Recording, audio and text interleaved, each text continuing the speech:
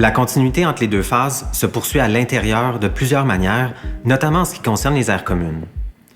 Même si aujourd'hui on vous présente la phase 2 du projet, étant donné que les deux phases de Auguste et Louis se partagent leurs aires communes, on veut prendre un moment pour bien vous présenter ce qui est déjà prévu dans la première phase. Le hall d'entrée de la phase 1 est tout en double hauteur, puis exprime aussi le thème du clair-obscur et donne le ton au projet avec un certain langage cinématographique. Et ça se prolonge même dans la grande salle d'entraînement complet adjacente au hall d'entrée qui bénéficie d'une belle lumière de fin de journée. Quand on se transporte au toit, on est accueilli dans le chalet urbain avec des vues panoramiques imprenables sur le centre-ville, avec la belle lumière l'hiver, puis on vient créer un espace chaleureux, relaxant, enveloppant, avec un foyer, une table de billard. On souhaite que les résidents se sentent vraiment chez eux. Le reste du toit est entièrement aménagé pour les résidents. Ça se veut vraiment la prolongation de l'oasis qu'on crée dans la cour intérieure. On parle ici d'un toit-terrasse aménagé avec une grande cuisine extérieure, pergola, des foyers, des sections lounge, avec des vues tant sur le fleuve Saint-Laurent que sur les couchers de soleil. Mais là où le projet se démarque, c'est avec la piscine extérieure qui est presque entièrement dégagée sur 360 degrés, puis qui met tous les différents panoramas de Montréal au premier plan. Donc, les résidents pourront traverser d'une phase à l'autre par le stationnement souterrain ou par la cour intérieure. Et pour offrir une expérience puis un lieu de vie le plus complet et varié possible, ce sont des fonctions complémentaires qui sont prévues dans la phase 2.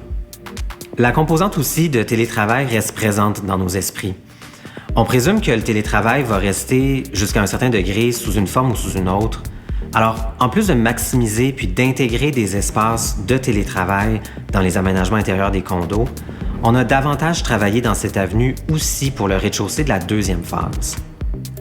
Donc, en continuité avec le hall d'entrée de la phase 2, on offre ici un salon de rencontre, tout en double hauteur, avec beaucoup de lumière naturelle, puis qui peut être réservé par les résidents pour, par exemple, un atelier, une rencontre de travail ou un club de lecture.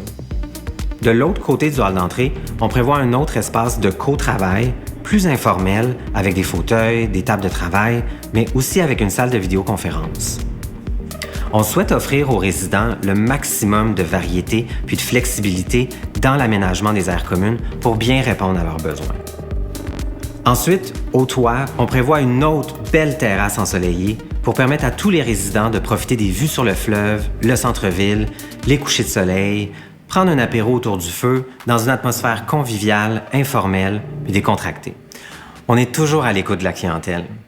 Puis on constate depuis les dernières années un réel désir d'avoir un mode de vie plus équilibré, notamment avec une meilleure alimentation.